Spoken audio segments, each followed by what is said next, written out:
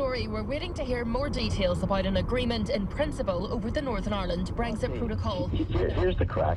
The EU's most successful export is regulations. Today was a day about red tape and how much of it would now be wrapped around goods coming into Northern Ireland from the rest of the UK. Key issues if your business is transporting goods and you're based in Larne, one of the ports where those checks will now take place. We are bringing in 500 to 600 consignments every night. So we're probably in every town in Ireland, every day, going to numerous different retailers. On this scale, any extra bureaucracy is a nightmare. There will now be less than Sarah feared a week ago, but she says she needs time for her and her customers to find their feet. It's good that the block has been moved out of the way. How long do you need the transition period to be? To get used to the new way of life? The transition period, I would like to see at least 3 to 6 months, you know, to give our customers until the summer to kind of embed, to educate themselves. At the moment, it isn't clear how long Sarah will have for a transition period. What she is pretty certain about, though, is a new legislated and costly mountain of paperwork coming her way.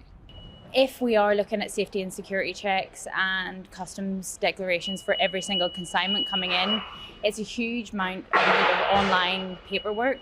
It can mean price increases also, because it's going to cost money to do these checks and to do these declarations, and at the end of the day it's going to be the end user who is going to suffer here. For more certainty in Northern Ireland, come here.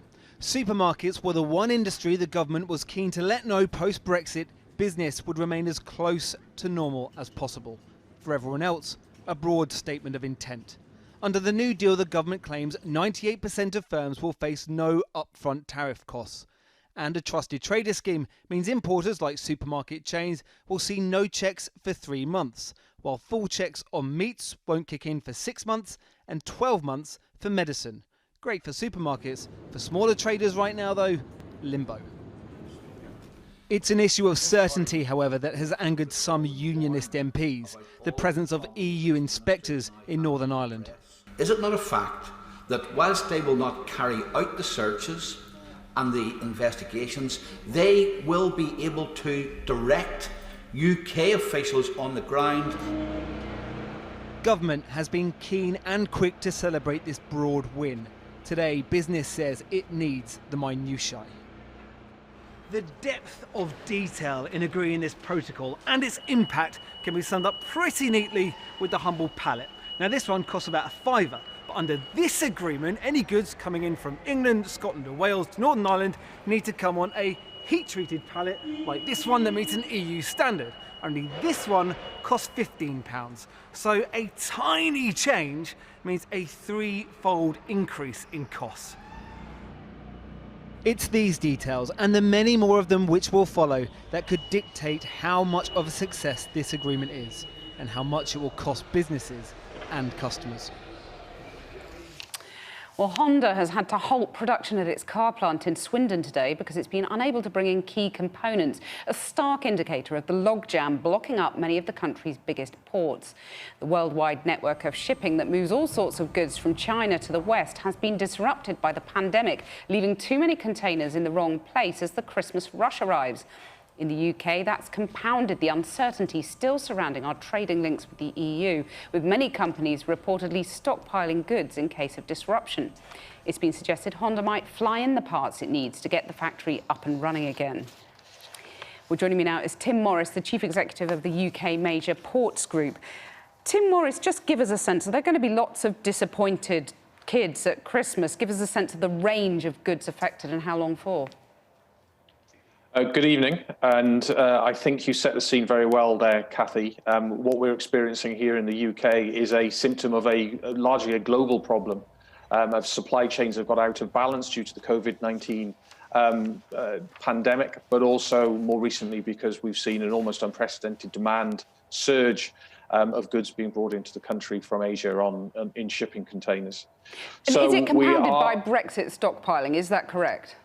That's correct. So on top of that global picture, what we have are some locally specific factors. So, for example, businesses trying to move goods out of the UK into Europe, or indeed the other way around, ahead of the new border requirements on the 1st of December. And there have been some local specific factors, for example, about obviously the large amounts of PPE we've been moving into the country. So Yeah. this is very much a global situation, but it does have some local specific factors here in the UK. And are we talking about toys for Christmas? Are there some kids who might want certain things going to have to wait until after Christmas? Well, I'm personally under some pressure for a new PS5 in this house, Kathy, so I have some personal skin in the game. But I think what we're seeing is starting to see some improvement on the ground in the ports. The ports have been putting more resource to work, more staff working overtime. We've been working very hard with transport partners to make sure the boxes are moving in and out of the port, more smoothly. And obviously, we're working with the shipping lines, who themselves have announced that they'll be putting more capacity on board. Right. Now, and you've also written to the Transport Secretary. So what do you want from the government? What can they do to help? Sure. So I think it's probably important to acknowledge that what the government can do in the immediate term is actually relatively limited. Many of these are global factors that are at play, and as your previous news items have indicated, there are some bigger news in play around Brexit. But what we're talking to the government is around making sort of sensible flexibility changes to how we can move things on and off the port. We'd like to talk to them about how some of the paperwork could be simplified, if goods on containers have to be diverted, but also in terms of what they can do in terms of bringing parties together as well, and looking at planning rules for storage in and around ports, so we can make sure that the stockpiles can be managed effectively. And how are the kind of delays that we're seeing currently? How would they compare to what might happen if there was a no-deal Brexit, in your view? So I think the two things, there is some linkage between the two things, Kathy, but I think it's important that we don't completely conflate them. What we're seeing in terms of the big piles of containers we've seen over recent weeks, those have generally been linked to movement in and out of the UK with Asia. In Brexit terms, obviously, we're looking at trade with Europe.